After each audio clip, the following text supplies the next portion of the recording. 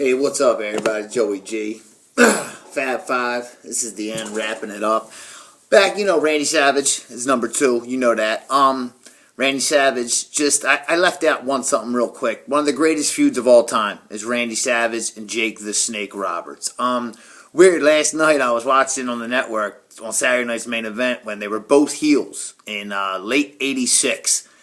And it was weird, like Vince McMahon and Jesse Ventura are doing the commentary, and Vince goes, Jesse goes, these are both two of the hatest men in professional wrestling, McMahon. Who do you think they're going to go with? I think Jake. And then Vince was like, I think Randy Savage. I think it's Randy Savage, Jesse. And it was just great, but then you could tell it was Jake's face turn. But that was back in the day. But the feud they had in 91, I mean, they could have did so much with that. That was a piece. That's what got Randy. I left that out yesterday. What do you call it? I should. Because Randy Savage is almost my favorite wrestler. There's only 2 guys, and they're into one, and I'm gonna say them in a minute. And there isn't much to really go into about them too. You all know about them. Raw's on tonight, so you know what I mean. I'll tell you about them in a second.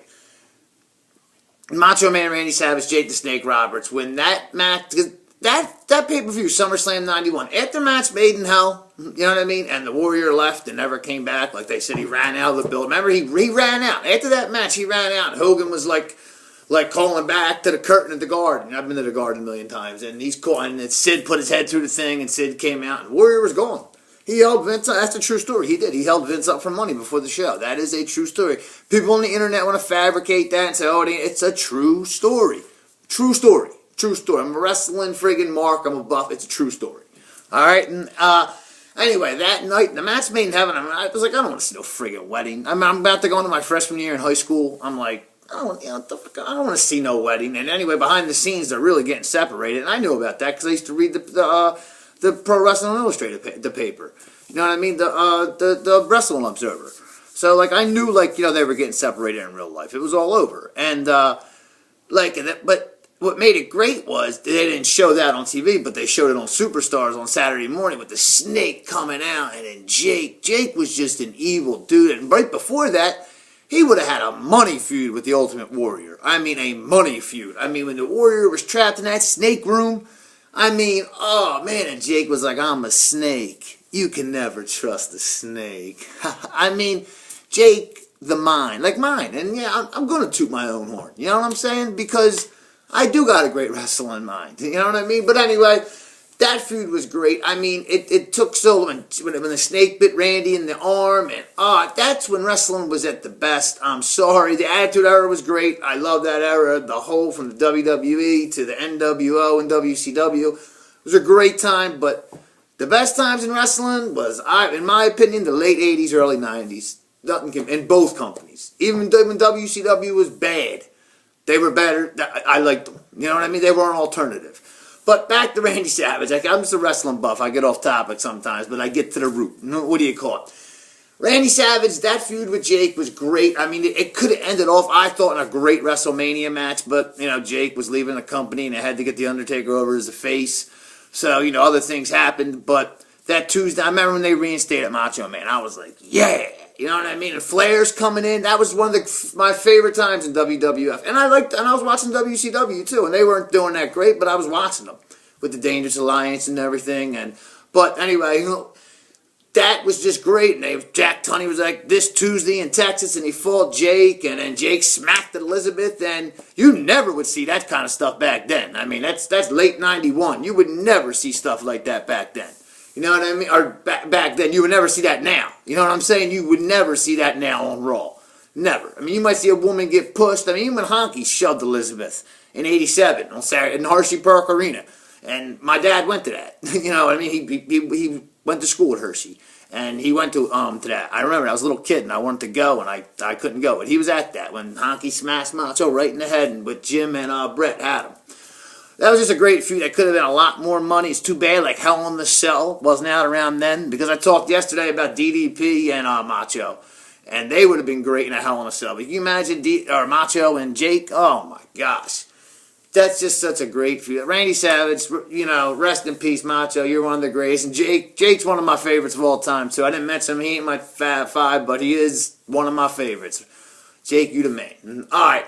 And my favorite of all time, it's actually two, and it shouldn't be hard. Shawn Michaels and Bret Hart. I mean, they're two of the most opposite, but they're the best. I mean, them promos in '97. I mean, this is when WCW is kicking WWF's ass. I mean, boom, the foot up the ass every Monday night. Finally, I mean, you got to get it. It was Shawn. I mean, it wasn't Bret. It was Shawn. And Bret, I mean, I love Bret. I like Bret better than Shawn. I mean, Bret is an egomaniac. I mean, Scott Hall said, you walk into Bret Hart's house, it's like a shrine for Bret Hart. There's not a room in Bret Hart's house that doesn't have a picture of Bret Hart holding in his black and pink, his pink and black. There isn't a room. Scott Hall said, as soon as you walk in his house, there's a picture of Bret in his salt and peppers jacket with the WWE title. WWF title back then. It's every room. I like Bret. And Bret tells the truth, though. That's one thing about Bret. He tells a story, not a word of it changes. Unlike Shawn. Unlike Scott Hall. Kevin Nash, yeah. You know what I mean? And I like, Scott Hall's one of my favorite fighters. He's in my five. I love Scott. I love Shawn. He's one of my favorites. Bret's the man, though. I mean, Bret's just...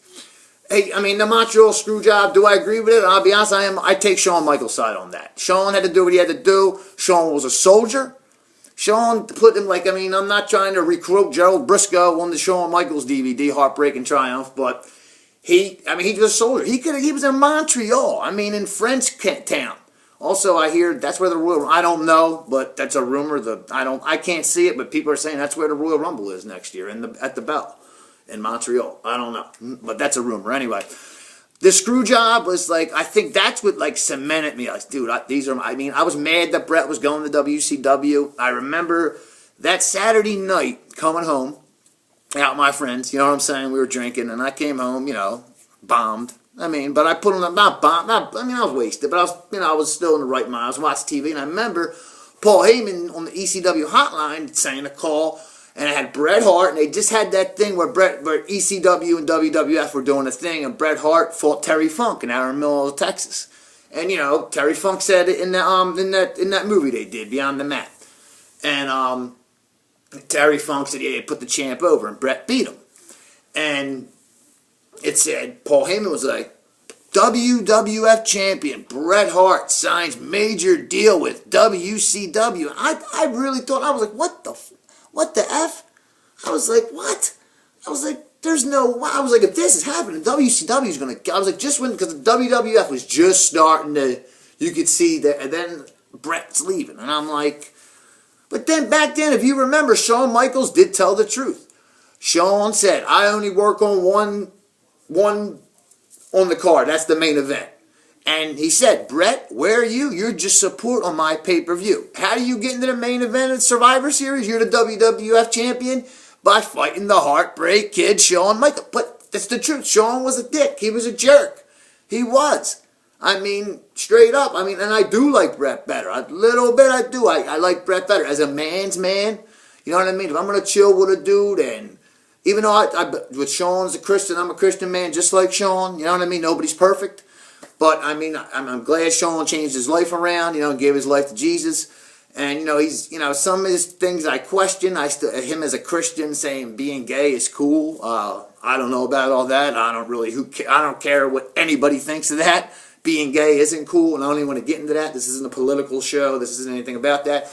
But Shawn walking around as a Christian saying being gay is cool, right? No, Shawn, it's not.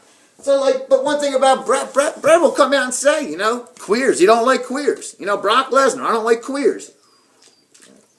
Hey, I don't like queers. Straight up, I don't. I don't want to kill them. I don't think they should die. You know what I'm saying? But it is what it is, right?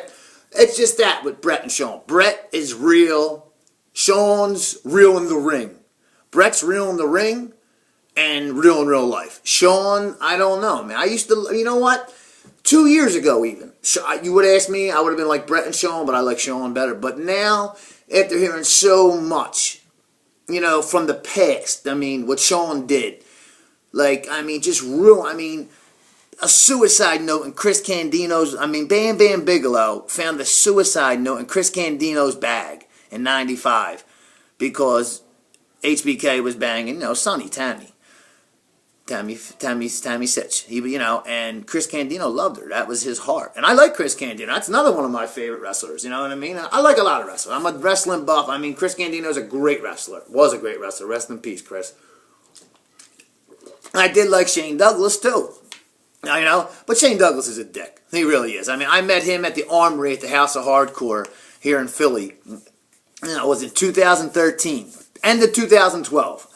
And I remember him being over there, and I'm going, WWE, WWE. And he sits there, and I see at the corner of his eyes, he rolls his eyes. And I'm sitting there with my boy Mike Gray, Buddha, the dude who used to do the show with me.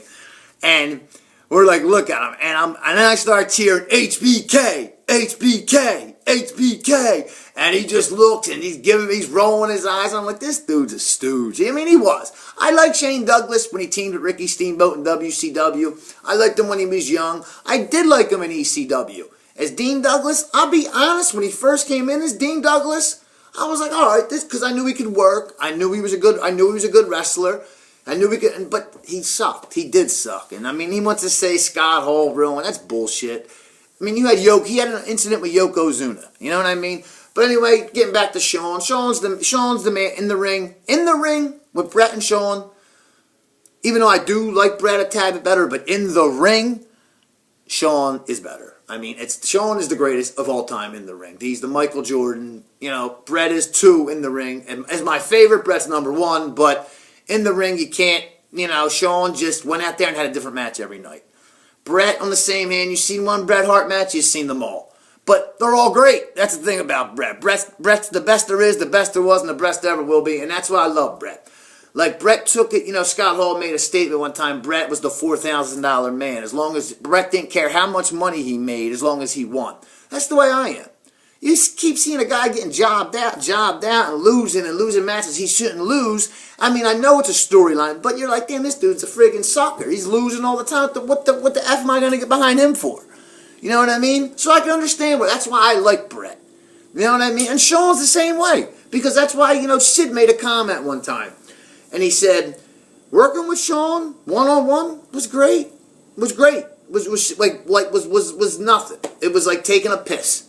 Same thing with Bret. But working with them in a triple threat, as he said like in early 97, Bret and Shawn did get back in the ring against each other. I mean, on house shows, they did. People don't know this. They did get back in the ring after the Iron Man match and before the screw job. They did meet in triangle matches with Sid and fatal 4-ways with Vader. Then Shawn lost his smile, and he was supposed to drop the belt to Bret at WrestleMania 13, and he got hurt. And then 3 months later, he's in the ring doing backflips. I mean, come on, But that's another thing I liked about Shawn. You know what I mean? Because I think there was a part of Shawn when Bret got screwed, and just like Triple H said, and I felt this always, way before Triple H, Paul Levesque thought this. I always really thought Shawn wanted to say to Bret, because Shawn was always, even behind the scenes, trying to give Bret compliments, and Bret just always would disrespect Shawn. At least it looked that way on TV. You know what I mean? And perception is reality. They hated each other's guts. And Shawn was always trying to reach out and give Bret props, and Bret would never take it. And Bret was always like, at that time, at the Slammies in 96, before WrestleMania 12, before the Iron Man match, and Bret goes, get that beating you got up by them 7 cheerleaders in Syracuse is going to be nothing but the pounding I give you. I mean, and then Bret saying, oh, my son wears the click stuff, and Shawn's his favorite wrestler. I mean, I can understand that your son, Bret, but hey, Kevin Owens' son, his favorite wrestler is John Cena. You know what I mean? And he said it on national TV, you know what I mean, about a year ago. You know what I mean? Raw's on the night, too. I don't know what that is, too. The debut of the wrestling tonight, the Bullet Club against the Usos in Connecticut. I don't know what it is, if it's a tape show or not, but tune in to Raw, because I always do, and I will have a review. Bret and Shawn, though, my 2 favorite wrestlers. Bret's number 1, Shawn, but they're both in one, so that's why they're both number 1, because I really don't like one better than the other. And them together were great. That TV in NWO was great in 97, but by that time, by the time Bret and Shawn were doing them promos at each other, that was better than anything WCW was doing. I don't care what the ratings say. Then when Shawn said, you've had some sunny days lately. I mean, did you see Bret's face? I mean, he was like, this is Joey G, I'm Matt, the best there is, the best there was, and the best there ever will be, and the Heartbreak Kid for life. This is Joey G, Raw review tomorrow. Peace.